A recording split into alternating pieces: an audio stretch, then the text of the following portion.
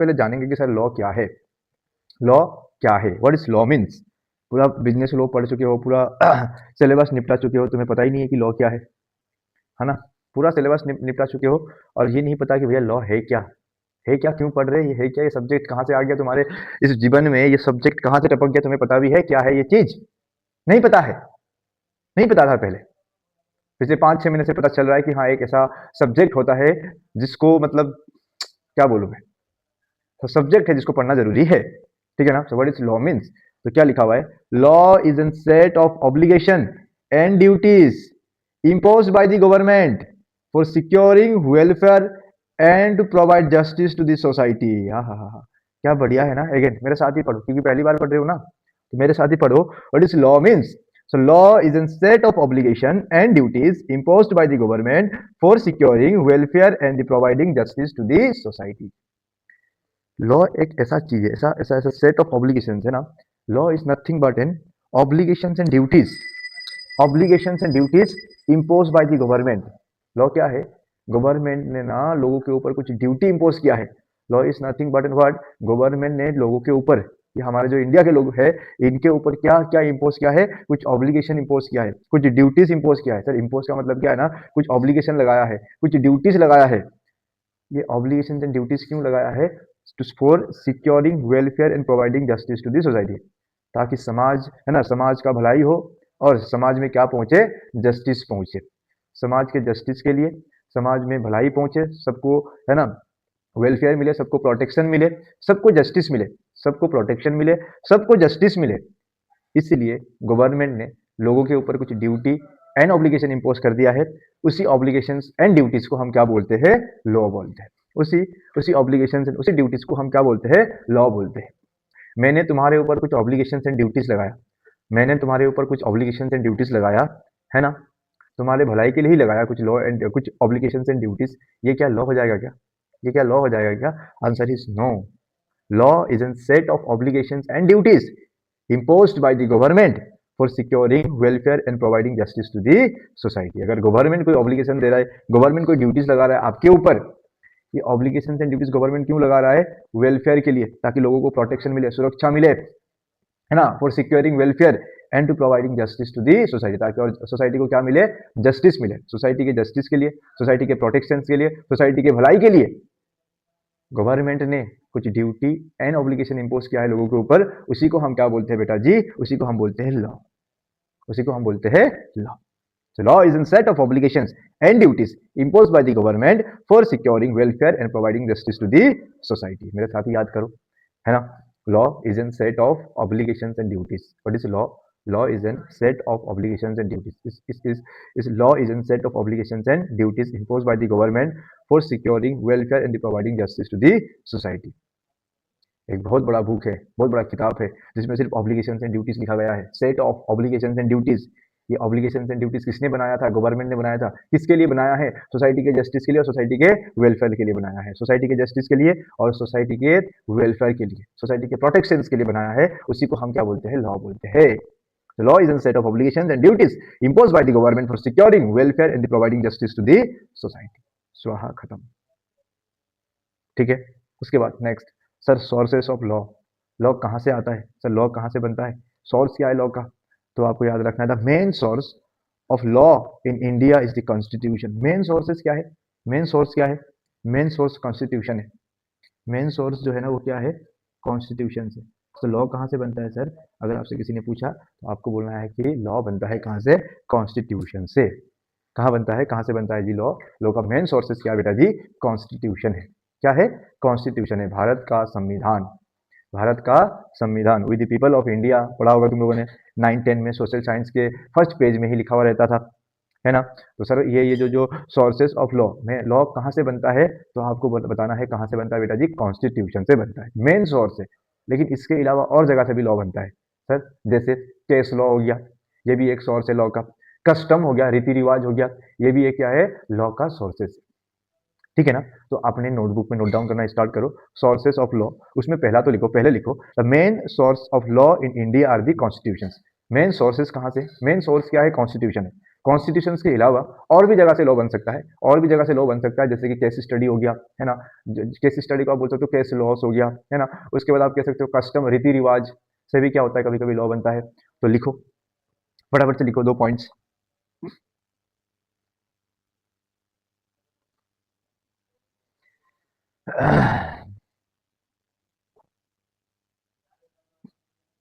देखो यहाँ लिखा हुआ है, देखो देखो एक सेकेंड, यहाँ देखो, यहीं पे लिखा हुआ है,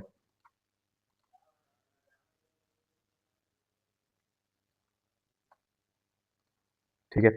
सर सर लॉ कहाँ से बनता है, तो पहला तो भाई कॉन्स्टिट्यूशन से बनता है, ये इतना लिखना है, ठीक है। उसके बाद judicial decisions of various courts case law से बनता है, या फिर कस्टम से भी कभी कभी लॉ बनता है। 3 चीजें लिखो, कॉन्स्टिट्यूशन लिखो, जुडिशियल डिसीजन लिखो, और कस्टम्स लिखो। कॉन्स्टिट्यूशन लिखो, जुडिशियल डिसीजन लिखो, और वेरियस कोर्ट्स। जुडिशियल डिसीजन और वेरियस कोर्ट्स का मतलब क्या है, केस लॉ ही है, ठीक है।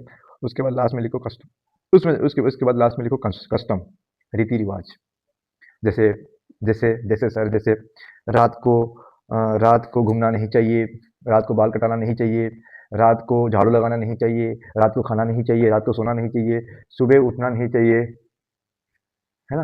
ये सब है ना कस्टम, तुम्हारे घर पे भी होगा, ठीक है कि नहीं, होगा ना ऐसा।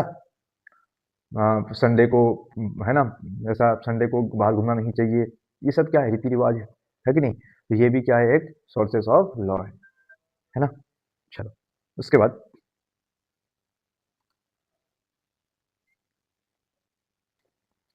Next, the people who wrote the constitution decided to divide the law making power between central government and state government। जिस व्यक्ति ने कॉन्स्टिट्यूशन बनाया ना, उन्होंने क्या डिसाइड किया, लॉ बनाने का पावर ना 2 लोगों को देते हैं।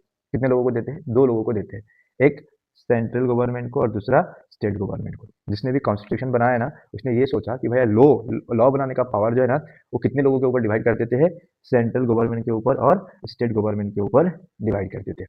अगर सेंट्रल गवर्नमेंट को सेंट्रल लेवल में लॉ लेके आना है, अगर सेंट्रल गवर्नमेंट को सेंट्रल लेवल में लॉ लेके आना है ना, तो ये लोग लॉ बनाएंगे कहाँ पे, पार्लियामेंट पे। कहाँ पे बनाएंगे बेटा जी, पार्लियामेंट पे बनाएंगे। कहाँ पे बनाएंगे ये लोग लॉ, पार्लियामेंट पे बनाएंगे। स्टेट गवर्नमेंट को अगर लॉ लेके आना है, तो ये लोग बनाएंगे अपना स्टेट लेजिस्लेचर पे, एस स्टेट लेजिस्लेचर पे, ठीक है ना, ठीक है ना। पार्लियामेंट में बनेगा। अगर सेंट्रल लेवल में लॉ लेके आना है, तो सेंट्रल लेवल में अगर लॉ लेके आना है, तो सेंट्रल गवर्नमेंट, अच्छा सेंट्रल लेवल में अगर लॉ लेके आना है, तो सेंट्रल गवर्नमेंट बनाएगा। और ये बनता कहाँ पे है, पार्लियामेंट पे बनता है। कहाँ पे बनता है बेटा जी, पार्लियामेंट पे बनता है। स्टेट, एक राज्य, स्टेट गवर्नमेंट अगर स्टेट में लेके आना है, एक स्टेट में, एक पार्टिकुलर स्टेट में लॉ लेके आना है, तो कौन बनाता है, स्टेट गवर्नमेंट बनाएगा। और ये कहाँ पे बनता है, स्टेट लेजिस्लेचर पे बनता है। जैसे दिल्ली का पोल्यूशन किसका मैटर है, सेंट्रल मैटर नहीं है, स्टेट मैटर है। तो इससे रिलेटेड लॉ कहाँ पे बनेगा, दिल्ली का लेजिस्लेटिव असेंबली, यानी कि स्टेट लेजिस्लेटिव असेंबली में क्या बनेगा, उससे रिलेटेड लॉ बनेगा, ठीक है। इनकम टैक्स पूरा सेंट्रल लेवल का क्या है, मैटर है। इनकम टैक्स पूरा सेंट्रल लेवल का मैटर है। इनकम टैक्स पूरा सेंट्रल लेवल का मैटर है, पूरा देश का मैटर है। तो इससे रिलेटेड लॉ कहाँ पे बनेगा, पार्लियामेंट में बनेगा। और लॉ कौन बनाएगा, सेंट्रल गवर्नमेंट बनाएगा। सेंट्रल का मैटर है, सेंट्रल गवर्नमेंट, पार्लियामेंट में लॉ बनेगा। स्टेट का मैटर है, स्टेट गवर्नमेंट, स्टेट लेजिस्लेटिव में क्या बन जाएगा, लॉ बन जाएगा, ठीक है ना। तो फटाफट से लिखो, फटाफट से लिखो, फटाफट से लिखो इसको। The people who wrote the constitution decided to divide the law making power between central government and state government।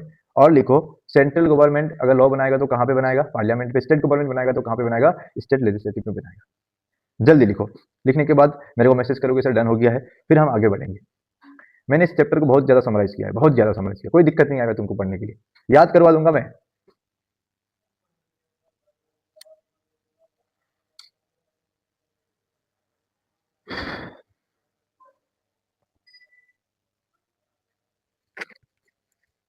है ना, कहाँ तक थे हम लोग, हाँ। जिस व्यक्ति ने कॉन्स्टिट्यूशन लिखा हुआ है, जिस कमेटी ने कॉन्स्टिट्यूशन लिखा होगा ना, उन्होंने लॉ बनाने का पावर 2 लोगों को दिया है। लॉ बनाने का पावर 3 लोगों को दिया है, 2 लोगों को दिया है, एक सेंट्रल गवर्नमेंट को, दूसरा स्टेट गवर्नमेंट को। सुनाने के पहले ओके सर, कौन से मैटर पे कौन लॉ बनाएगा हमें कैसे पता चलेगा। से फॉर एग्जाम्पल, इनकम टैक्स के मैटर पे सेंट्रल गवर्नमेंट को लॉ बनाना चाहिए। यमुना नदी साफ होने के मैटर पे स्टेट गवर्नमेंट को लॉ बनाना चाहिए। दिल्ली में पोल्यूशन हो रहा है, स्टेट गवर्नमेंट को लॉ बनाना चाहिए। एनवायरनमेंट में डिस्ट्रक्शन हो रहा है, एनवायरनमेंट बिगड़ रहा है, इससे रिलेटेड लॉ बनाना है, किसको बनाना चाहिए, सेंट्रल को बनाना चाहिए कि स्टेट को बनाना चाहिए। लोग में यानी कि लोग जो है ना बहुत सारे मर्डर बढ़ रहे इंडिया में, इससे रिलेटेड लॉ किसको बनाना चाहिए, सेंट्रल को बनाना चाहिए या स्टेट को बनाना चाहिए। सर हमें कैसे पता चलेगा इनकम टैक्स के मैटर पे किसको लॉ बनाना चाहिए, सेंट्रल को बनाना चाहिए, स्टेट को बनाना चाहिए, हमें पता कैसे चलेगा, हमें पता कैसे चलेगा कि भैया इस मैटर पे स्टेट गवर्नमेंट लॉ बनाएगा, इस मैटर पे सेंट्रल गवर्नमेंट मैटर बनाएगा, सेंट्रल गवर्नमेंट लॉ बनाएगा, कैसे पता चलेगा। तो कॉन्स्टिट्यूशन ने बता दिया है, कॉन्स्टिट्यूशन ने 3 लिस्ट बनाया है, कॉन्स्टिट्यूशन ने कितने लिस्ट बना दिया है, 3 list, list 1 list 2 list 3, list 1 list 2 list 3, एक सेंट्रल लिस्ट, दूसरा स्टेट लिस्ट और तीसरा जॉइंट लिस्ट, एक सेंट्रल लिस्ट, दूसरा स्टेट लिस्ट और तीसरा जॉइंट लिस्ट। सर इसको, इस सेंट्रल लिस्ट को हम लिस्ट 1 भी बोलते हैं, स्टेट लिस्ट को लिस्ट 2 भी बोलते हैं और जॉइंट लिस्ट को हम लिस्ट 3 भी बोलते हैं, ठीक है। सेंट्रल लिस्ट में क्या लिखा हुआ है, कौन से मैटर पे सेंट्रल गवर्नमेंट लॉ बना सकता है ना, वो सेंट्रल लिस्ट पे लिखा हुआ है। स्टेट लिस्ट में क्या लिखा हुआ है, कौन से मैटर पे स्टेट गवर्नमेंट लॉ बना सकता है ना, वो कहां पे लिखा हुआ है, स्टेट लिस्ट पे लिखा हुआ है।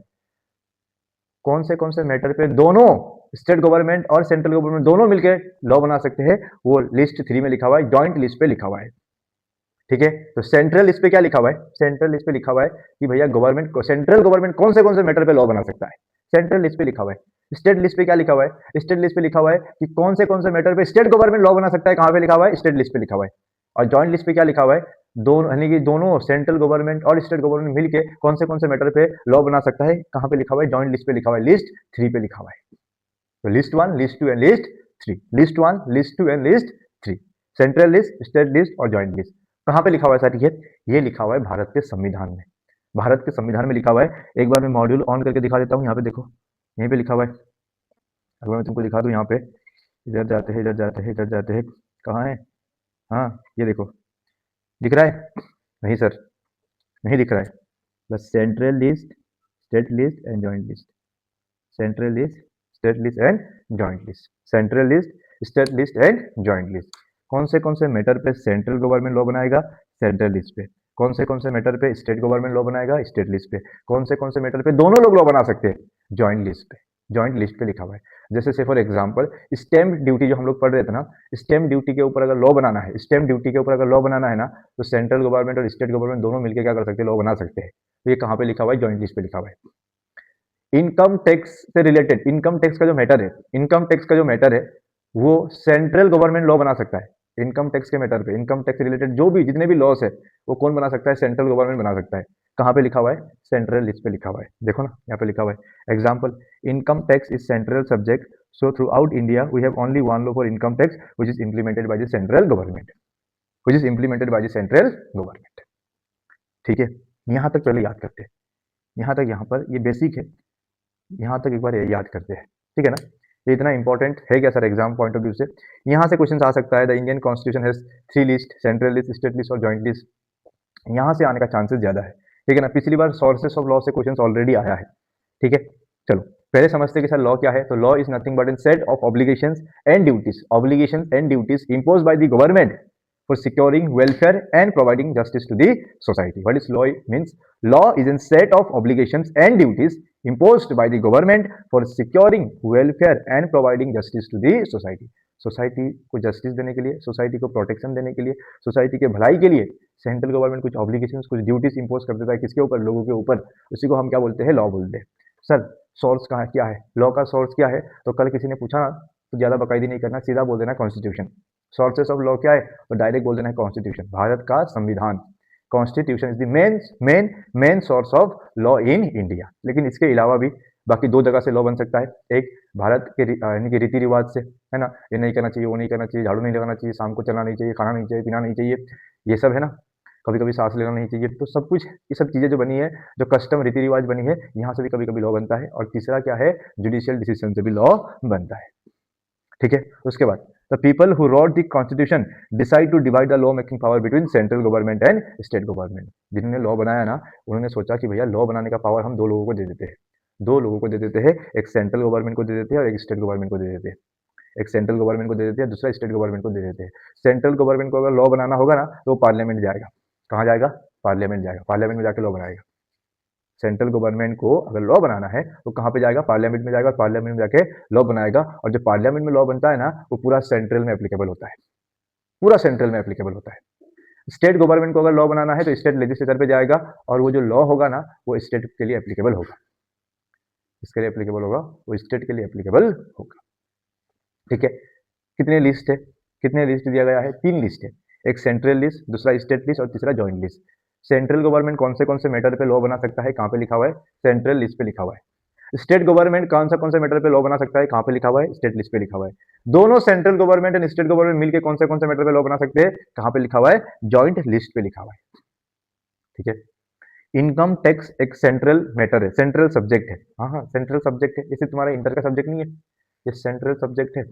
अरे इनकम टैक्स पूरा इंडिया में एप्लीकेबल होता है ना, जैसे इन सेंट्रल सब्जेक्ट, यहाँ इससे रिलेटेड, इनकम टैक्स से रिलेटेड लॉ बनाने का पावर किसके पास है, सेंट्रल गवर्नमेंट के पास है। किसके पास है, सेंट्रल गवर्नमेंट के पास है। कौन से लिस्ट पे लिखा हुआ है, सेंट्रल लिस्ट पे लिखा हुआ है। सेंट्रल गवर्नमेंट को अगर इनकम टैक्स से रिलेटेड कोई भी लॉ बनाना है तो कहाँ पे जाके बनाएगा, घर पे क्या, घर पे क्या, आंसर इज नो। कहाँ पे, पार्लियामेंट पे। कहाँ पे, पार्लियामेंट पे। तुम लोगों ने पार्लियामेंट तो देखा ही होगा ना। यहाँ तक डन है क्या, जोर से बोलो, जय माता दी की, जोर से बोलो, यहाँ तक डन है तो मैं आगे बढ़ूंगा।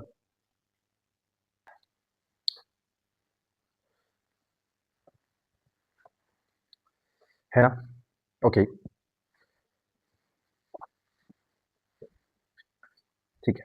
उसके बाद सर ये subject as an chartered accountant हमें क्यों पढ़ना है, हाँ क्यों पढ़ना है, हम तो सीए है ना, चार्टर्ड अकाउंटेंट। तो हमने तो सुना था सर अकाउंटेंट, अकाउंटेंट जो होता है वो तो अकाउंट्स का हेड होता है, वो तो अकाउंट्स के लिए बना है। एक साइन उसका, एक साइन करेगा तो उसका मतलब 10 लाख 15 लाख करोड़ों कमाएगा वो। हमने तो यही सुना था। ये ये टपक गया हमारे सर पे लॉ, ये क्यों है, ये क्यों आया हमारी इस दुनिया में, ये क्यों आया, हमें इसको पढ़ना क्यों पड़ रहा है। तो इसका जवाब मैं नहीं दूंगा, तुम्हारा सिलेबस तुम्हें खुद देगा, तुम्हारा सिलेबस तुम्हें खुद देगा। और यहाँ पे लिखा हुआ है, यहाँ पे लिखा हुआ है, मजाक नहीं कर रहा हूँ। देखो रुक रुक रुक एक सेकेंड। हाँ, have you ever won why you are studying this subject called law. कभी सोचा है तुम लोगों ने कि तुम लोग लॉ क्यों पढ़ रहे हो, ए कभी सोचा है कि नहीं सोचा है, सोचा है तो बोलो सर सोचे थे हम लोग, सोचे तो थे कभी, है ना, हम आपको पूछने वाले भी थे ये सब्जेक्ट क्यों है ना। हाँ, उसने बोला है, ऑप्शन भी दिया है, इसलिए पढ़ रहे हो क्योंकि सिलेबस में दिया है इसीलिए पढ़ रहे हो, या फिर तुम लोग नॉलेज के पर्पस के लिए पढ़ रहे हो। क्या बात है, क्या बात है, चार्ट मतलब मॉड्यूल खुद बता रहे हैं। तुम लोग कहते हो ना सर हम तो रट्टा मारेंगे 40 नंबर लाएंगे पास हो जाएंगे, 40 नंबर लाएंगे पास हो जाएंगे। हमारा मेन काम क्या है ना, हमारा मेन काम लॉ नहीं है, हमारा मेन काम लॉ नहीं है ना। तो हम लोग क्या करेंगे, 40 नंबर लाएंगे पास हो जाएंगे, खत्म। हम तो सब्जेक्ट के लिए पढ़ रहे हैं, तुम लोगों का तो सीधा आंसर है। मैं बता देता हूँ, इन लोगों के बिहाफ में मैं आंसर देता हूँ।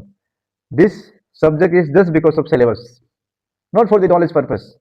हाँ हाँ, देखो लिखा हुआ है, it is only because it has been prescribe in the syllabus, और is it because you will need this knowledge as a member of the institute of chartered accountant of India. क्या बात है, अब उसका आंसर इन्होंने खुद दे दिया है। Awareness of law is essential to become a full fledge chartered accountant. इतना गधो, रात दिन पढ़ा रहा हूँ, क्यों रात दिन इसलिए पढ़ा रहा हूँ, law law law law law law law law law law law, रात को भी लॉ, सुबह को भी लॉ, शाम को भी लॉ, क्वेश्चंस प्रैक्टिस क्यों हो रहा है ये सब, क्यों, क्योंकि लिखा हुआ है कि भैया फुल फ्लेज चार्टर्ड अकाउंटेंट बनना है तो लॉ लॉ का अवेयरनेस होना जरूरी है। आधा अधूरा सीए बनना है ना, मत पढ़ो, जाओ बंद कर दो सिलेबस, किताब बंद करो, अभी करो बंद।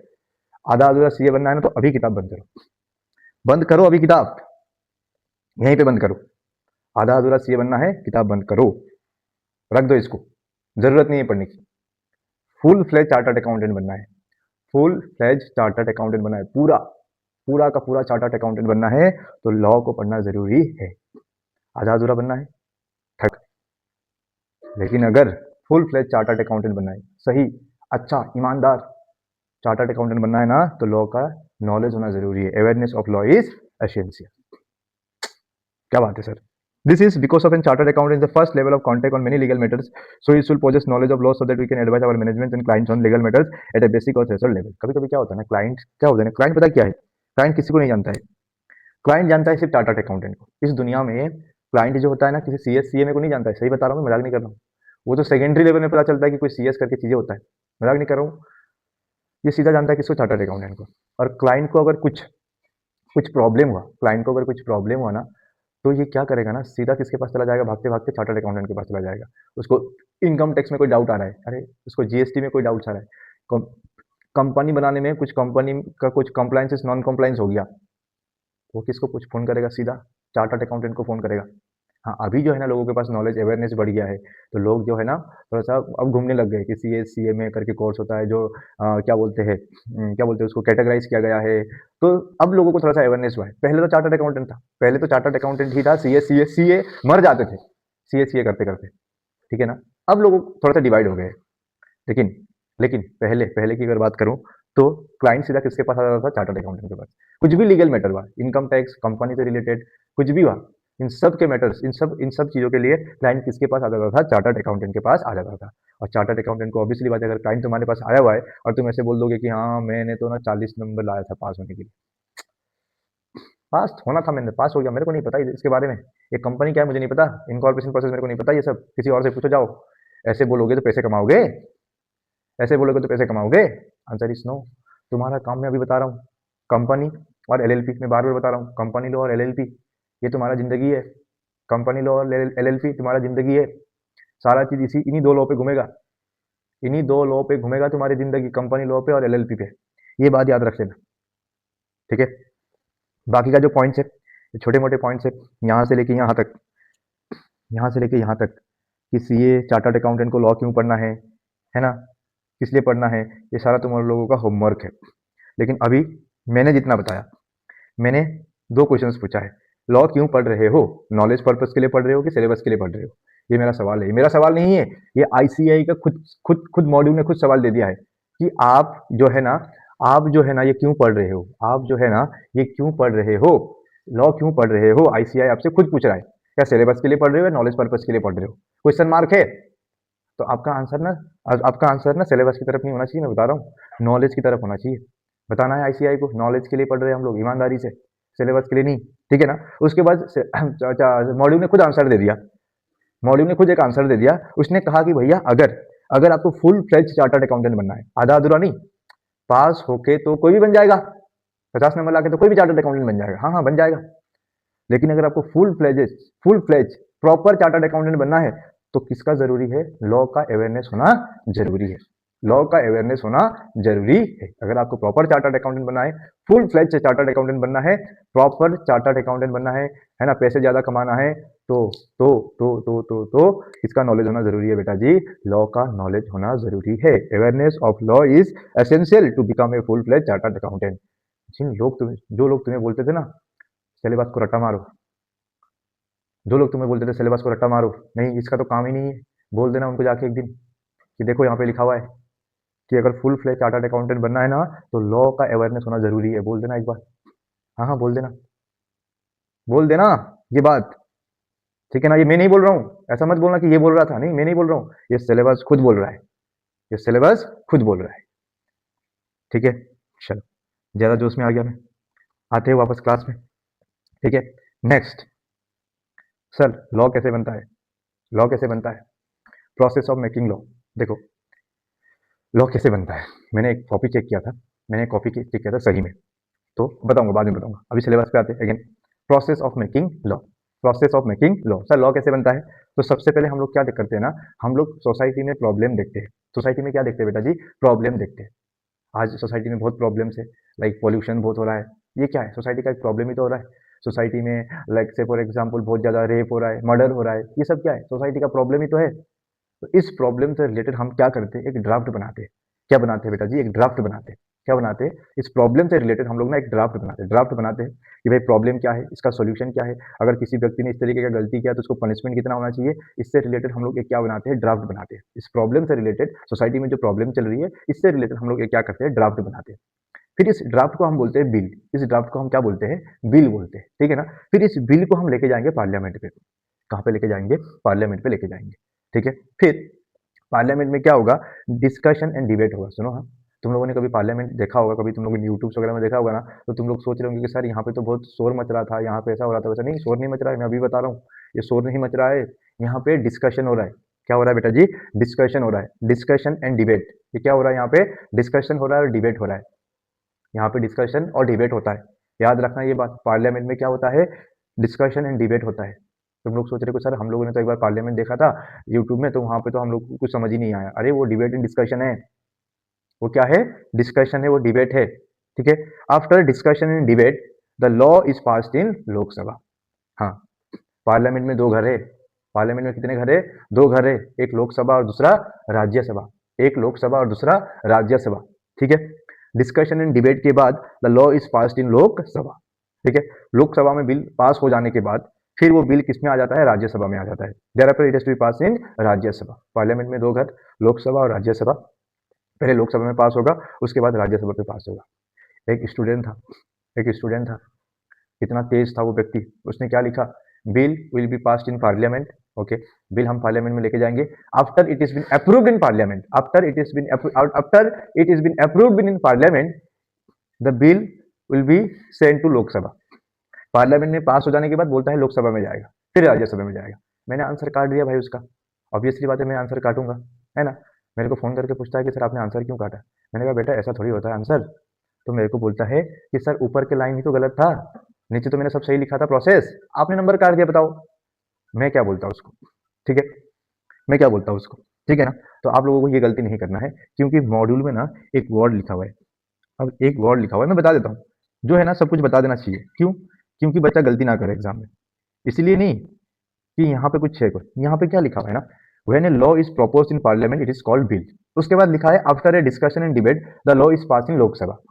अब एक व्यक्ति जब रट्टा मारता है ना, एक व्यक्ति जब रट्टा मारता है ना, तो उसको प्रोसेस तो पता नहीं है भाई, उसको प्रोसेस तो पता नहीं है, उसने दिमाग में बना रखा हुआ है कि भाई मेरे को रट्टा ही मारना है, ठीक है ना, मैं कैसे भी बाय हुक एंड क्रुक मेरे को रट्टा ही मारना है। तो वो क्या पड़ेगा, law is proposed in parliament it is called bill, after, after लिखा हुआ है ना, उसको आफ्टर ये क्या सोचेगा, पार्लियामेंट में बिल पास हुआ, उसके बाद लोकसभा में जाएगा, उसके बाद राज्यसभा में जाएगा, यही पड़ेगा ये बहुत सारे लोगों ने पढ़ा है, मैंने खुद कॉपी चेक किया है, टेस्ट में मैंने कितने सारे कॉपीज चेक किया है, ये पहले लिखते पार्लियामेंट में अप्रूव होगा, फिर लोकसभा में, फिर राज्यसभा में जाएगा। अरे भाई इतना रट्टा क्यों मारता है, इतना रट्टा क्यों मारता है, पार्लियामेंट में दो घर है, एक लोकसभा दूसरा राज्यसभा, ठीक है।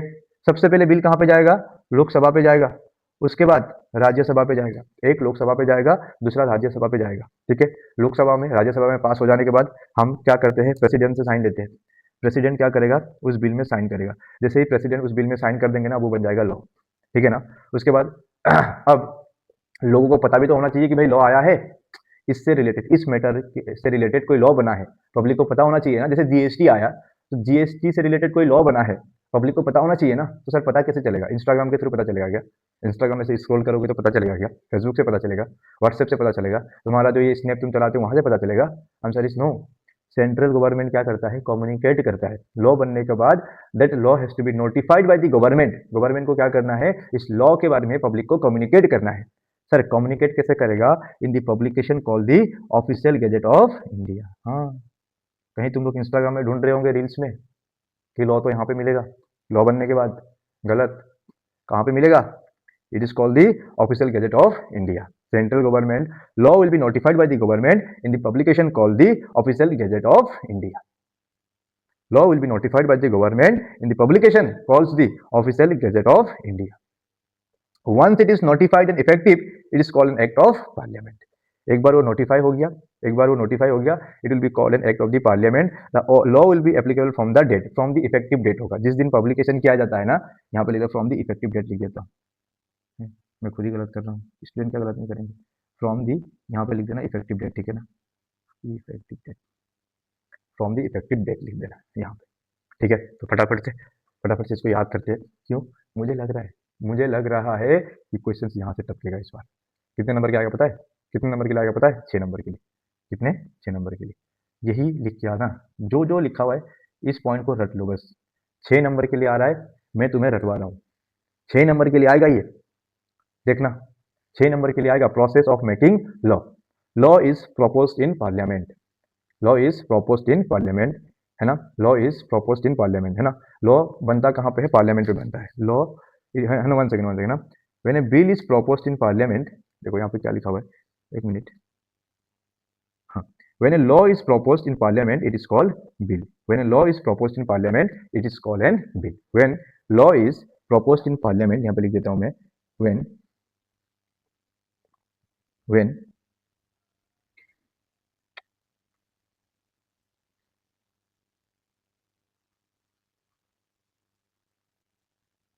इसका डब्ल्यू कहाँ गया?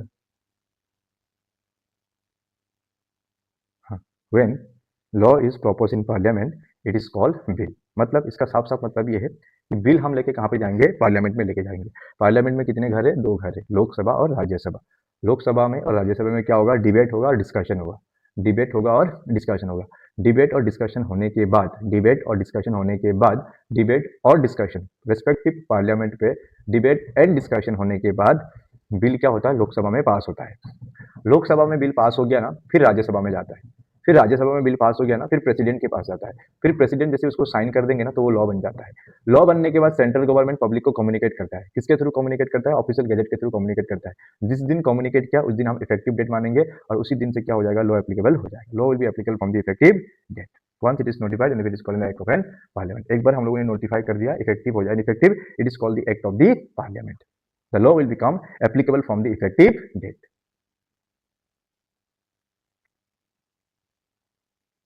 Once it is notified and effective, it is called the act of the parliament. The law will become applicable from the effective date. ठीक है, तो एक बार याद कर लो प्रोसेस ऑफ मेकिंग लॉ। सबसे पहले बिल जाएगा, बिल दो घर पे जाएगा, लोकसभा पे और राज्यसभा पे। लोकसभा में पास होगा, राज्यसभा में पास होगा, प्रेसिडेंट के पास जाएगा, प्रेसिडेंट साइन करेगा, लॉ बन गया। लॉ गवर्नमेंट ऑफिशियल गैजेट के थ्रू कम्युनिकेट करता है ना? ऑफिशियल गैजेट के थ्रू क्या करता है? कम्युनिकेट करता है। ऑफिशियल गैजेट के थ्रू क्या करता है? वो कम्युनिकेट करता है। एक बार कम्युनिकेशन हो गया, नोटिफाई कर दिया एंड इफेक्टिव। एक बार नोटिफाई कर दिया, इफेक्टिव हो गया, it is called the act of the parliament. The law will applicable from the effective date. Effective date से क्या हो जाएगा? लॉ एप्लीकेबल हो जाए। प्रोसेस ऑफ मेकिंग लॉ, जल्दी बोलो। लॉ बन चुका है, लॉ बन चुका है। सर लॉ बनने के बाद after a law is pass it has to be enforce. भैया लॉ बना के छोड़ देने से भैया उसे कुछ काम नहीं होता है। लॉ सिर्फ बना दिया, छोड़ दिया, काम होगा क्या? Answer is no. लोग उसको फॉलो करेंगे क्या? इंडिया में लोग फॉलो करते हैं क्या लॉ को? बना दिया लॉ, छोड़ दिया, लोग फॉलो करेंगे? Answer is no. Answer is no, लोग फॉलो नहीं करते। जब तक हम उस लॉ को एनफोर्स नहीं करेंगे, जब तक हम उस लॉ को इम्प्लीमेंट नहीं करेंगे, जब तक हम उस लॉ को मॉनिटर नहीं करेंगे ना, लोग जो है लॉ को फॉलो ही नहीं करता है, नहीं करेंगे फॉलो। जैसे फॉर एग्जाम्पल लॉ बना हुआ है ना, हेलमेट पहन के गाड़ी चलाइए, लाइसेंस लेके कहीं पे जाना है लाइसेंस लेके निकलिए। लॉ बना है ना, ये लॉ ही तो है, लॉ है। लोग फॉलो करते हैं क्या? अगर कहीं पे पुलिस सामने खड़ा ना हो तो लोग फॉलो करते हैं क्या?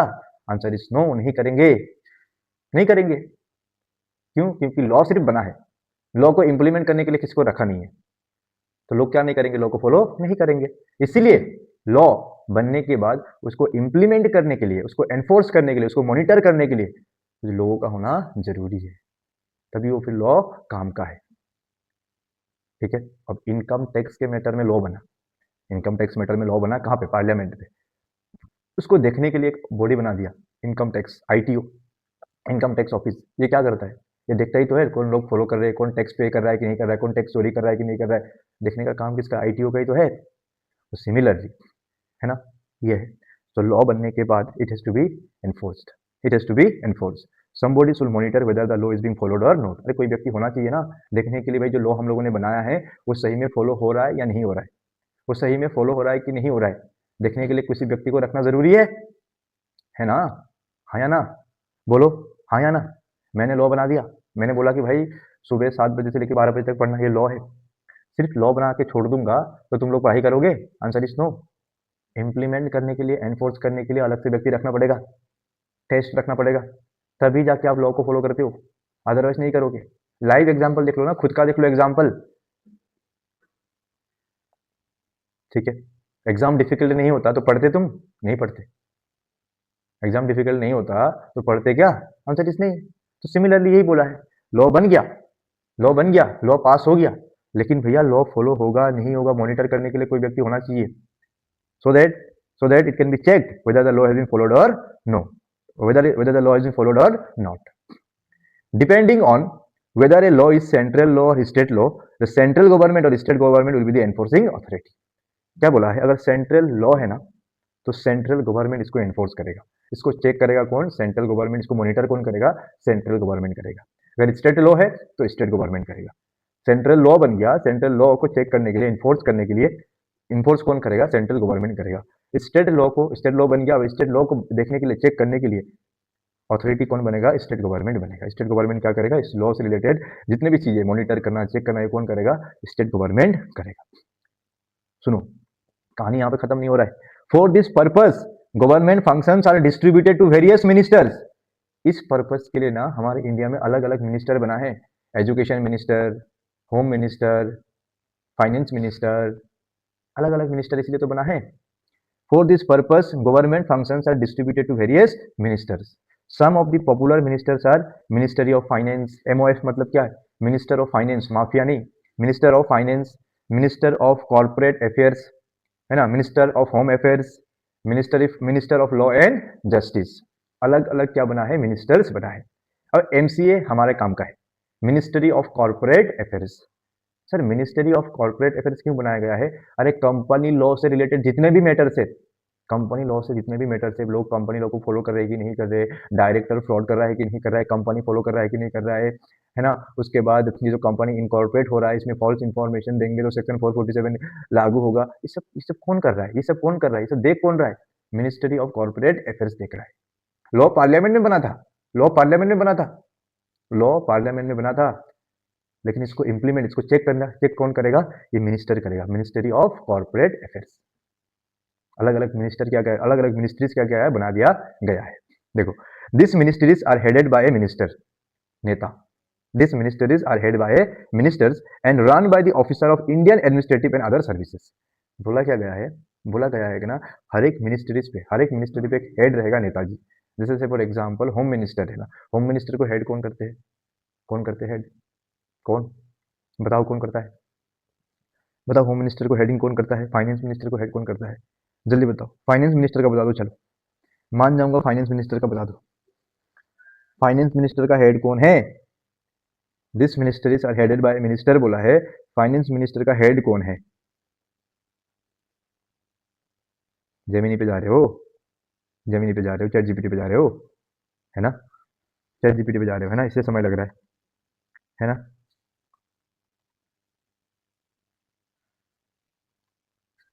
कह रहा है मोदी, कह रहा है मोदी, मोदी कह रहा है मोदी जी। फाइनेंस मिनिस्टर का हेड जो है वो मोदी जी है। Nice answer. ये वीडियो, ये वाला क्लिप अगर मैंने यूट्यूब पे नहीं डाला ना, तो मेरा नाम भी विक्रम शर्मा नहीं है।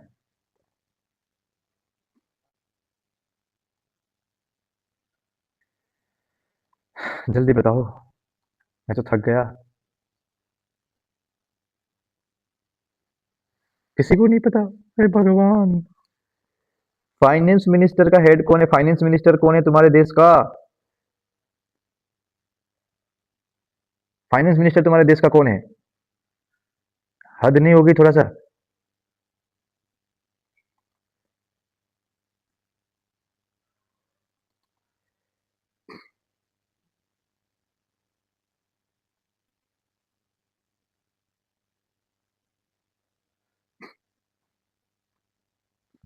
ठीक है। अब अगर फाइनेंस से रिलेटेड जो भी मैटर होगा, फाइनेंस से रिलेटेड जो भी फाइनेंस से रिलेटेड जो भी मैटर होगा, जो भी लॉ होगा ना, वो बनेगा कहाँ पे? पार्लियामेंट पे। उसको रेगुलेट करने के लिए क्या है? मिनिस्ट्री से। क्या है? मिनिस्ट्री है। कौन सा मिनिस्टर है सर? कौन सा मिनिस्ट्री है? Ministry of finance. फाइनेंस से रिलेटेड जितना भी लॉ बनेगा ना, वो लॉ पार्लियामेंट में बनेगा। ठीक है, वो लॉ कहाँ पे बनेगा? पार्लियामेंट में बनेगा। ठीक है, अब उसको इंप्लीमेंट करने के लिए, उसको एनफोर्स करने के लिए अलग सा मिनिस्ट्री बना है। कौन सा मिनिस्टर बना है? Ministry of finance. उसका हेड कौन है? निर्मला सीतारमन जी उसकी हेड है। ठीक है, अब उनके अंदर जो ऑफिसर्स होते हैं ना, ये जो अपना ये जो पास करते हैं यूपीएससी, ये सब लोग जो पास करते हैं ना, यूपीएससी जो सेंट्रल गवर्नमेंट का जो डिफिकल्ट एग्जाम्स होते हैं, वो जो पास करके जो व्यक्ति पास होकर जो सेंट्रल गवर्नमेंट का नौकरी मिलता है ना, तो फिर ये इन डिपार्टमेंट में लग जाते हैं। ठीक है, मतलब इसका पोजीशन ऐसे रहेगा, मिनिस्ट्री ऑफ फाइनेंस, उसमें हेड रहेंगे निर्मला सीतारमन जी। उसके बाद नीचे उनके, मतलब उनके अंडर में कितने लोग रहेंगे? जो भी व्यक्ति यूपीएससी वगैरह क्लियर करके जाएंगे, फिर वो लोग उस मिनिस्ट्री के नीचे काम करते हैं। This are run by the officers of Indian administrative and other services. That's it, खत्म। ठीक है, तो क्या लिखा हुआ है? Law is passed, after a law is passed it has to be enforce. भैया लॉ को एनफोर्स करना पड़ेगा। Some somebody should monitor whether the law is being followed और नॉट। भाई किसी व्यक्ति को चेक करना पड़ेगा कि भैया लॉ जो बना है वो अच्छे तरीके से लोग फॉलो कर रहे हैं कि नहीं कर रहे, चेक तो करना पड़ेगा ना। Depending on whether A law is N central law और एन स्टेट लॉ। अगर सेंट्रल लॉ हो, सेंट्रल लॉ है तो एनफोर्सिंग अथॉरिटी कौन रहेगा? सेंट्रल गवर्नमेंट रहेगा। स्टेट लॉ है तो कौन रहेगा एनफोर्सिंग अथॉरिटी? स्टेट गवर्नमेंट रहेगा। ठीक है ना। अब इस पर्पज के लिए क्या बनाया गया है? अलग अलग मिनिस्ट्रीज बनाया गया है, अलग अलग मिनिस्ट्रीज बनाया गया है। Some of the famous popular ministries are ministry of finance, ministry of corporate affairs, ministry of home affairs, ministry of law and justice. अलग अलग क्या है? मिनिस्ट्रीज है। इस मिनिस्ट्री का हेड कौन होता है? मिनिस्टर होता है। The minister, this ministries are head by the minister. ठीक है ना। एंड उनके नीचे सर, उनके नीचे जो ऑफिस होता है वो ऑफिस को संभालता कौन है? तो ऑफिस संभालते हैं Indian administrative and other services के लोग, जो यूपीएससी वगैरह क्लियर करके जाते हैं, वो लोग क्या करते हैं? उस ऑफिस को संभालते हैं। दैट्स इट, खत्म। This ministries are head by minister and run by the officers of Indian administrative and other services. That's it, खत्म। ठीक है। उसके बाद अब आते हैं मिनिस्ट्री ऑफ फाइनेंस पे। जब हम लोग यहाँ पे आ ही गए तो इसको भी पढ़ते हैं। मिनिस्ट्री ऑफ फाइनेंस, वित्त मंत्रालय। वित्त मंत्रालय, द मिनिस्ट्री ऑफ फाइनेंस, वित्त मंत्रालय। It is a ministry with the government, with in the government of India, concern with the economy of India. ये मिनिस्ट्री किससे किससे किससे रिलेटेड बात करता है? इंडिया के इकोनॉमी के रिलेटेड, टैक्सेशन से रिलेटेड, फाइनेंशियल इंस्टीट्यूशन से रिलेटेड, बजट से रिलेटेड, कैपिटल मार्केट से रिलेटेड, इन सब मैटर से रिलेटेड है ना। इन सब मैटर्स से रिलेटेड है ना। इन सब मैटर से रिलेटेड क्या करने के लिए है ना, इन सब मैटर को चेक करने के लिए क्या बनाया गया? एक मिनिस्ट्री बनाया गया जिसका नाम क्या है? Ministry of finance. तो मिनिस्ट्री ऑफ फाइनेंस क्या है? वित्त मंत्रालय is a ministry with in the government of India which is concerned with the economy of India. It concerns with taxation, financial institutions, capital market and the union budget. Budget से related matter, capital market से related matter, financial institution से related matter, taxation से related matter, economy से related matter, ये सारा का सारा matter कौन देखता है? Ministry of finance. मतलब मिनिस्ट्री ऑफ फाइनेंस के अंदर 5 चीजें आते हैं। कितने चीजें? 5। कौन से? Economy, taxation, financial institution, capital market और यूनियन बजट। मेरे साथ ही याद करो, ये तुम लोग याद नहीं करोगे, इसलिए मैं इस चैप्टर को आज याद करवाने के लिए आया हूँ। लग जाने दो टाइम, लेकिन इसको याद करेंगे। मिनिस्ट्री ऑफ फाइनेंस, वित्त मंत्रालय, ठीक है, is a ministry with in the government of India. With in the government of India का मतलब क्या है? सेंट्रल मिनिस्ट्री है मिनिस्ट्री ऑफ फाइनेंस। ठीक है। किससे किससे रिलेटेड मैटर को देखता है ये? तो इकोनॉमी से रिलेटेड मैटर, टैक्सेशन से रिलेटेड मैटर, फाइनेंशियल इंस्टीट्यूशन से, कैपिटल मार्केट से और यूनियन बजट से। 5 चीजों को देखने के लिए एक मिनिस्ट्री बनाया गया है। उस मिनिस्ट्री का नाम क्या है? Ministry of finance. इकोनॉमी को देखने के लिए, टैक्स को देखने के लिए, फाइनेंशियल इंस्टीट्यूशंस को देखने के लिए, कैपिटल मार्केट को देखने के लिए और यूनियन बजट को देखने के लिए, बजट को देखने के लिए, जिसमें बजट को देखने के लिए एक मिनिस्ट्री बनाया गया है जिसका नाम क्या है बेटा जी? Ministry of finance. Again sir, ministry of finance कौन सा मैटर देखता है? 5 चीज, economy, taxation, financial institutions, capital market और union budget. Again economy, taxation, financial institutions, capital market और union budget. Economy, taxation, financial institution, capital market और union budget. Economy, taxation, financial institutions, capital market and union budget. Economy, taxation, financial institutions, capital market and union budget. स्वाहा। इन सबको देखने के लिए एक ministry बनाया गया है जिस मिनिस्ट्री का नाम है मिनिस्ट्री ऑफ फाइनेंस। ओम स्वाहा, खत्म। अगेन आखिरी बार, उसके बाद लिखना है economy, taxation, financial institutions, capital market और union budget. Economy, taxation, financial institution, capital market और union budget. Economy, taxation, financial institutions, capital market और यूनियन बजट। इन 5 चीजों को देखने के लिए, इन 5 चीजों को देखने के लिए एक मिनिस्ट्री बनाया गया है जिसका नाम क्या है? Ministry of finance. लिखो लिखो लिखो लिखो, फटाफट से लिखो। ओ माय गॉड, कहाँ पे थे हम लोग? हाँ, मिनिस्ट्री ऑफ फाइनेंस पे है ना। 5 चीजों को देखने के लिए एक मिनिस्ट्री है। इकोनॉमी को देखने के लिए, टैक्सेशन को देखने के लिए, फाइनेंशियल इंस्टीट्यूशन को देखने के लिए, कैपिटल मार्केट को देखने के लिए और यूनियन बजट को देखने के लिए। As an chartered accountant, many of your day to day work life will be impacted by this ministry. अरे तुम्हारा जो जिंदगी है ना, तुम्हारा जो जिंदगी है इस मिनिस्ट्री से क्या होने वाला है? इंपैक्ट पड़ने वाला है। ठीक है। तो chartered accountant, many of your day to day work life will be impacted by this ministry, है ना। One of the important function of finance ministry is the presentation of the union budget. सबसे main important function क्या है ministry of finance का? वो union budget है ना। देखते होंगे तुम लोग बजट। हाँ, जिसको बजट के बारे में ज्ञान नहीं होता है, बजट आने के बाद वो भी ज्ञान देता है। इनकम टैक्स ज्यादा हो गया है देश में, जो है ना, टैक्स ज्यादा हो गया है ना, महंगाई ज्यादा बढ़ गई है। बस 2 चीज बोलते हैं। 60 से लेकर 70% लोगों को तो यही पता नहीं है कि भाई टैक्स का स्लैब रेट क्या है। हाँ, तुम लोगों को भी पता नहीं है टैक्स का स्लैब रेट क्या है, वो लोगों को पता ही नहीं होता है। आएंगे, महंगाई बढ़ गई है, टैक्स बढ़ गई है, महंगाई बढ़ गई है, टैक्स बढ़ गई। पूछो उनसे, टैक्स का स्लैब रेट बताओ भाई। 12 लाख तक इनकम टैक्स नहीं लगता है ना, यही बोलोगे ना। अरे स्लैब रेट बताओ, किसी को नहीं पता है, किसी को भी नहीं पता है। बस बजट आने के बाद, बजट समझ में आए ना आए, बजट आने के बाद लोग दो चीज लेके आते हैं, महंगाई बढ़ गई है, इनकम टैक्स बढ़ गई है, खत्म। ठीक है ना। आधे से ज्यादा लोगों को तो पता ही नहीं चलता है कि उस दिन सीतारामन जी ने बोला क्या है, उस दिन उन्होंने बोला क्या है, आधे से ज्यादा लोगों को तो समझ में ही नहीं आता है। वो बोलेंगे इनकम टैक्स का स्लैब रेट बढ़ गया, has been increases, legal language में बोलती है वो किस कौन से लैंग्वेज में बोलती है, लीगल लैंग्वेज में बोलती है, और लीगल लैंग्वेज सबको समझ में नहीं आता है। जैसे इंटर पास हो जाओगे ना, तो इंटर पास होने के बाद जब तुम बजट देखोगे तो तुमको बजट अच्छे से समझ में आएगा, उससे पहले नहीं समझ में आएगा। हाँ वैसे देख लो, कोई अगर तुमको हिंदी में क्या करके दे रहा है, ट्रांसलेट करके दे रहा है, तो तुम तब समझ रहे होंगे, वो अलग बात है। जब वो पढ़ रही होती है, जब वो पढ़ रही होती है 1.5 घंटा 2 घंटा जब वो भाषण देती है, उस टाइम तुमको कुछ समझ में आता है क्या? आंसर इस नहीं। आधे से ज़्यादा लोगों को समझ में नहीं आता है, क्योंकि भैया वो लीगल लैंग्वेज में बात करती है, लीगल लैंग्वेज में उनका जो वर्ड्स होता है वो लीगल लैंग्वेज में होता है। ठीक है, फिर वो कहेंगे कि इनकम टैक्स का slab rate has been increases from 6 lakh to 12 lakh, है ना। Income has been exempt, exempt का मतलब क्या होता है लोगों को पता ही नहीं, what is exemption means, exemption का मतलब क्या है लोगों को समझ ही नहीं आता। वो बोलेंगे कि the tax has been exempt till 12 lakh, exempt का मतलब हो गया कि भाई 12 लाख तक के इनकम के लिए माफी दिया गया है, एग्जेम्पशन। आधे से ज्यादा लोगों को तो एग्जेम्पशन का मीनिंग ही नहीं पता होता है, तो क्या बता के गई है 12 लाख, एग्जेम्पशन कुछ बता के गई है, समझ ही नहीं आया।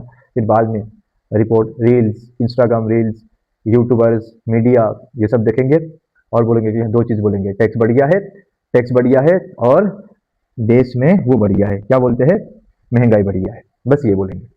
ठीक है, चलो मिनिस्ट्री ऑफ फाइनेंस, है ना। चलो, हाँ, एक सवाल मैं यहाँ से पूछूंगा, फिर हम लोग आगे बढ़ेंगे, ब्रेक देंगे अभी थोड़ी देर में, 8:30 बजे, है ना। सुनो, एक सवाल मैं आप लोगों से पूछूंगा, मुझे बताओ, मुझे बताओ, कौन से ऐसे फाइनेंस मिनिस्टर हमारे इंडिया में थे जो इंडिया में एलपीजी लेके आए।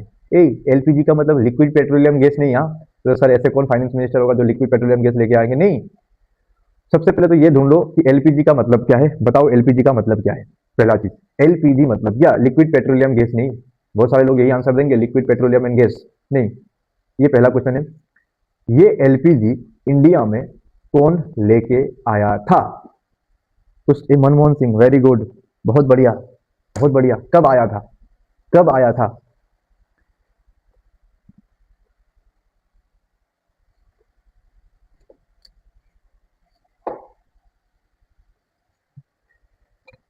बहुत बढ़िया, लिबरलाइजेशन, प्राइवेटाइजेशन एंड ग्लोबलाइजेशन, 1991 में जब मनमोहन सिंह जी फाइनेंस मिनिस्टर थे ना, तब उन्होंने ये ये लेके आए थे, लिबरलाइजेशन, प्राइवेटाइजेशन और ग्लोबलाइजेशन। तभी आज आप लोग पूरा दुनिया घूमते हो। बहुत बढ़िया, बहुत बढ़िया, बहुत बढ़िया बच्चे। ही मे बी एन, ही मे, हो सकता है कि वो जो है ना अच्छे प्राइम मिनिस्टर नहीं थे, हो सकता है, मेरा पर्सनल ओपिनियन है, हाँ। जब वो प्राइम मिनिस्टर थे ना, तब मैं 14 साल का ही था, मतलब जब तक वो थे, तो मेरा पर्सनल ओपिनियन ये है कि हाँ वो प्राइम मिनिस्टर उतने अच्छे नहीं होंगे, मे बी, ठीक है ना। लेकिन मैंने जितना पढ़ाई किया है, वो फाइनेंस मिनिस्टर बहुत अच्छे थे, फाइनेंस मिनिस्टर वो बहुत अच्छे थे। प्राइम मिनिस्टर हो सकते हैं जो इतने अच्छे नहीं थे, बट फाइनेंस मिनिस्टर वो बहुत अच्छे थे, ठीक है ना।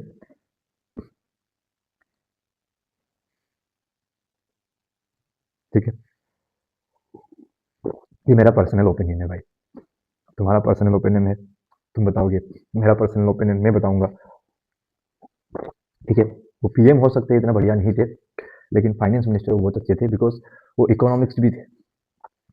ठीक है, चलो अब आते हैं constitution of ministry of finance, constitution of the ministry of finance. ठीक है sir, ministry of finance is the apex controlling authority of 4 central civil services. इन 4 सिविल सर्विसेज का मेन जो अथॉरिटी है, जो हायर अथॉरिटी है, जो मेन हेड है, वो कौन है? मिनिस्ट्री ऑफ फाइनेंस है। Indian revenue services, Indian audit and account services, Indian economic services, Indian civil account services. इन 4 सिविल सर्विसेज का मेन अथॉरिटी, मेन हेड कौन है? मेन अपेक्स कंट्रोलिंग अथॉरिटी कौन है? मिनिस्ट्री ऑफ फाइनेंस है। Apex controlling authority मतलब क्या? Higher controlling authority, जिसके पास पावर है, जो हेड है ना। तो इन 4 सिविल सर्विसेज का हेड कौन है? इन 4 सिविल सर्विसेज का हेड है मिनिस्ट्री ऑफ फाइनेंस। अब इतना अंदर नहीं जाएंगे कि सर रेवेन्यू सर्विसेज क्या है, ऑडिट एंड अकाउंट सर्विसेज क्या है, इकोनॉमिक सर्विसेज क्या है, सिविल अकाउंट सर्विसेज क्या है। मैं इतना अंदर जाने लग गया ना, तो मैं पूरा इंडियन कॉन्ट्रैक्ट एक बुला दूंगा, एक तो सेल्स ऑफ गुड्स एक बुला दूंगा, कंपनी से भी बुला दूंगा, नेगोशिएबल इंस्ट्रूमेंट भी बुला दूंगा, सिर्फ ये याद करा दूंगा। ठीक है ना, तो इतने अंदर नहीं जाएंगे। चार सर्विसेज को कंट्रोल करने के लिए, 4 सर्विसेज का, ये जो 4 सिविल सर्विसेज है इनका मेन हेड अथॉरिटी कौन है, तो इतना याद रख लेना है, मिनिस्ट्री ऑफ फाइनेंस है। कौन से वो 4 सिविल सर्विसेज है, Indian revenue services, Indian audit and account services, economic services और civil account services. Again Indian revenue services, audit and account services, economic services, Indian civil account services. इन 4 services को control करने के लिए इनका जो controlling authority है, इनका जो हेड है वो कौन है, मिनिस्ट्री ऑफ फाइनेंस है। याद करो मेरे साथ ही, याद नहीं करोगे फिर। Indian revenue services, Indian revenue services, Indian audit and account services, Indian economic services, Indian civil account services. पहले अकाउंट से शुरू करते हैं, फिर इकोनॉमिक्स पे जाते हैं, फिर रेवेन्यू पे जाते हैं। उसी तरीके से याद करना पड़ेगा। तुम्हारे तुम्हारे तुम्हारे सिलेबस में कितने सब्जेक्ट है, 4 सब्जेक्ट है ना। मैथ्स को और लॉ को भी भूल जाओ, 2 सब्जेक्ट को याद रखो, अकाउंट्स और इकोनॉमिक्स को। Indian civil account services, Indian civil account services, accounts याद हो गया। दूसरा सब्जेक्ट क्या है, इकोनॉमिक्स, इंडियन इकोनॉमिक सर्विस। ठीक है सर। अब अकाउंट से रिलेटेड और एक चीज है, ऑडिट, इंटर में मिलेगा ना, तो Indian audit and account services. 3 तो मैंने सिलेबस में याद करा दिया। अकाउंट्स तुम्हारा सब्जेक्ट है, इकोनॉमिक्स तुम्हारा सब्जेक्ट है, ऑडिट इंटर में मिलेगा, ऑडिट एंड अकाउंट्स इंटर में मिलेगा, तो वो भी हो गया Indian audit and account services. और एक याद रख लेना, रेवेन्यू सर्विसेज। एक क्या याद रख लेना, इंडियन रेवेन्यू सर्विसेज याद रख लेना। 4 पॉइंट याद रखना है। सबसे पहले सिविल अकाउंट सर्विसेज, अकाउंट्स और इकोनॉमिक्स, फिर ऑडिट में इंटर में अकाउंट्स एंड ऑडिट, 3 तो हो गया ना। और फोर्थ क्या है, रेवेन्यू सर्विसेज, तो 4। Again Indian civil account services, Indian economic services, Indian accounts and audit services, Indian audit and account services और इंडियन रेवेन्यू सर्विसेज। क्या याद करवाता हूं मैं, वो याद होना चाहिए। मेरा तो याद हो गया भाई, देखो पर्सनल ओपिनियन, मेरा याद हो गया है। मैं बता दूं, ऐसे बता दूं, अकाउंट्स और इकोनॉमिक्स फाउंडेशन के 2 सब्जेक्ट, इंटर का 1 subject audit and accounts, audit बोल सकते हो, ऑडिट एंड अकाउंट्स, और एक तो याद रख ही लेंगे ना, रेवेन्यू सर्विसेज। खत्म। कितना है, क्या है इसमें, कुछ नहीं है। अगेन अकाउंट्स, इकोनॉमिक्स, ऑडिट, इन अकाउंट्स, इकोनॉमिक्स, ऑडिट और रेवेन्यू, खत्म। 4 को याद करने में कितना टाइम लग रहा है, याद होना चाहिए। ये तो याद करने की जरूरत भी नहीं है। लिखो इसको फटाफट से, अकाउंट्स, इकोनॉमिक्स, ऑडिट और रेवेन्यू। नहीं तो रट्टा मारते रहोगे, नहीं तो रट्टा मारते रहोगे। ये कितना बार आना जाना करता है भाई, इसको किस बात की जल्दी है, ये देखने जाता है क्या क्रिस, तुम क्या खाना बन रहा है कि नहीं बन रहा है ये देखने जाते हो क्या? 5 बार तुम हो गया है, इधर से उधर कर रहे हो।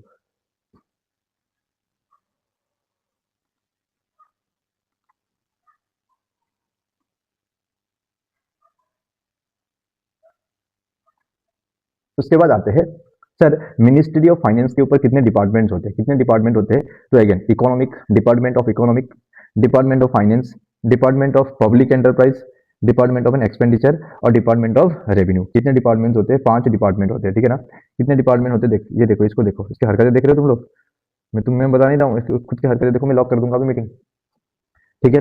Department of ministry of finance, department of ministry of finance, कितने कितने डिपार्टमेंट है मिनिस्ट्री ऑफ फाइनेंस में? 5 डिपार्टमेंट है, इकोनॉमिक्स, एक्सपेंडिचर, फाइनेंशियल, रेवेन्यू और department of public enterprise, department of public enterprise. Again department of ministry of finance के ऊपर कितने department है बेटा जी? 5। Department of expenditure, department of economics, department of financial services, department of revenue, department of public enterprise, ठीक है। Sir याद कैसे करेंगे? याद करवाऊंगा ना मैं, रुको कुछ सोचने दो। F double P R, P R, P R F double, P R F double, F double से प्यार हो गया, एफ डबल से प्यार हो गया, एफ डबल से प्यार हो गया, एफ डबल से क्या हो गया है? प्यार हो गया है ना। प्यार में से 2 चीज निकल के आता है, एक डिपार्टमेंट ऑफ पब्लिक एंटरप्राइज, दूसरा डिपार्टमेंट ऑफ रेवेन्यू। ये मेरे को कह रहा, मैंने इसको रिमूव कर दिया। भाई तेरे को मैंने रिमूव कहां पे किया? इसको मैं रिमूव क्यों करूंगा? मैं इसको रिमूव क्यों करूंगा? मैंने तो टच भी नहीं किया किसी चीज को, हद है। मैं क्यों रिमूव करूंगा तुम्हें? वो कह रहा सर आप मेरे को रिमूव क्यों कर रहे हो? मैंने तो टच भी नहीं किया, किसी चीज को नहीं टच किया मैंने, ठीक है। खुद तुम्हारा नेटवर्क का इशू होगा। Department of ministry of finance, P R F double, P से department of public enterprises, R से department of revenue, department of public enterprises, R से डिपार्टमेंट ऑफ रेवेन्यू, एफ से डिपार्टमेंट ऑफ फाइनेंस, ई से department of economics, ई से department of expenditure, है ना। P R F double, P R double, P R F double. प्यार हो गया किससे? फीस से। प्यार हो गया है फी से, प्यार हो गया है फी से। किससे प्यार है भाई? फी से प्यार है, मुझे अपना फी से प्यार है, पैसे से प्यार है, फीस से प्यार है ना। तो पी में पब्लिक एंटरप्राइज, आर से रेवेन्यू, एफ से फाइनेंस, फाइनेंशियल सर्विसेज, ई से इकोनॉमिक, ई से एक्सपेंडिचर। 5 चीजें याद रख लेना, ठीक है। आगे बढ़ते हैं, आगे बढ़ते हैं, आगे बढ़ते हैं, बिना किसी उससे, बिना किसी टाइम वेस्ट करते हुए हम लोग आगे बढ़ेंगे। सर नेक्स्ट है ministry of corporate affairs. Next क्या है? Ministry of corporate affairs. Next क्या है? Ministry of corporate affairs is an Indian government ministry.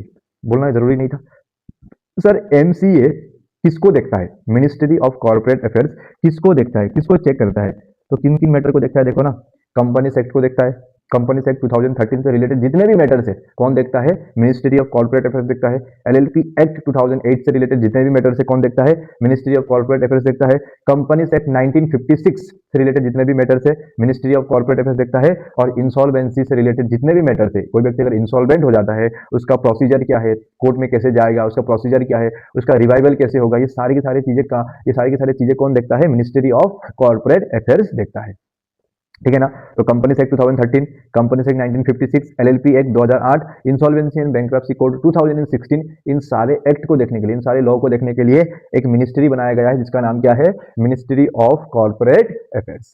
Company से रिलेटेड जितना भी मैटर होगा ना, इसका मतलब देखता कौन है? एमसीए देखता है, मिनिस्ट्री ऑफ कॉर्पोरेट अफेयर्स देखता है। एलएलपी से रिलेटेड जितना भी मैटर है ना, वो कौन देखता है? मिनिस्ट्री ऑफ कॉर्पोरेट अफेयर्स देखता है ना। तो ministry of corporate affairs is an Indian government ministry primarily concern with the administration of companies act 2013, 1956, LLP act 2008, insolvency and bankruptcy code 2016, responsible mainly for the regulation of the Indian enterprises. Indian enterprise को regulate करने के लिए एक authority बना दिया गया, एक ministry बना दिया गया, sorry, ministry of corporate affairs. इसमें अगेन हेड रहेगा एक, which is been run by the civil servants. कौन कौन चलाता कौन है सर इसको? सिविल सर्वेंट चलाते हैं। यहाँ पे ऑफिसर्स कौन से ऑफिसर्स होते हैं? जो लोग यूपीएससी पास करते हैं, यूनियन पब्लिक सर्विस कमीशन पास करते हैं ना, वो लोग इस मिनिस्ट्री के क्या बनते हैं? ऑफिसर्स बनते हैं। जाओ यूपीएससी क्लियर करो, चार्टर्ड अकाउंटेंट करने की जरूरत नहीं, सीधा एमसीए में बैठ जाना, मिनिस्ट्री ऑफ कॉर्पोरेट अफेयर्स के ऑफिस में बैठ जाना सीधा। This officers are elected through the civil service examinations conducted by the union public service commission. UPSC जो एग्जाम कंडक्ट करता है उसके थ्रू जो व्यक्ति पास होता है वो व्यक्ति इस मिनिस्ट्री के अंदर ऑफिसर बनता है, ठीक है। तो 4 चीज याद रखना है। Companies act 1956, 13, insolvency, LLP act को देखने के लिए एक मिनिस्ट्री बना दिया गया है जिसका नाम क्या है? जिसका नाम क्या है? मिनिस्ट्री ऑफ कॉर्पोरेट अफेयर्स, ठीक है ना। Is responsible mainly for the regulation of the Indian enterprises. ये एंटरप्राइजेस जो है ना, किसके लिए रेस्पॉन्सिबल है? इंडियन एंटरप्राइजेस के रेगुलेशन के, इंडियन एंटरप्राइज को रेगुलेट करने के लिए अथॉरिटी बना दिया गया है जिसका नाम क्या है? मिनिस्ट्री ऑफ कॉर्पोरेट अफेयर्स, ठीक है। This officers are elected through the civil service examination. यहाँ पे जो ऑफिसर्स काम करते हैं, यहाँ पे जो इस मिनिस्ट्रीज में जो ऑफिसर्स काम करते हैं, कैसे ऑफिसर्स रहते हैं? जो ऑफिसर्स, जो व्यक्ति यूपीएससी क्लियर करके जो व्यक्ति अपॉइंट होता है, जो व्यक्ति ऑफिसर बन जाता है, यूपीएससी क्लियर होकर के जो व्यक्ति ऑफिसर बन जाता है, वो इस ऑफिस में क्या करता है? काम करता है। That's it.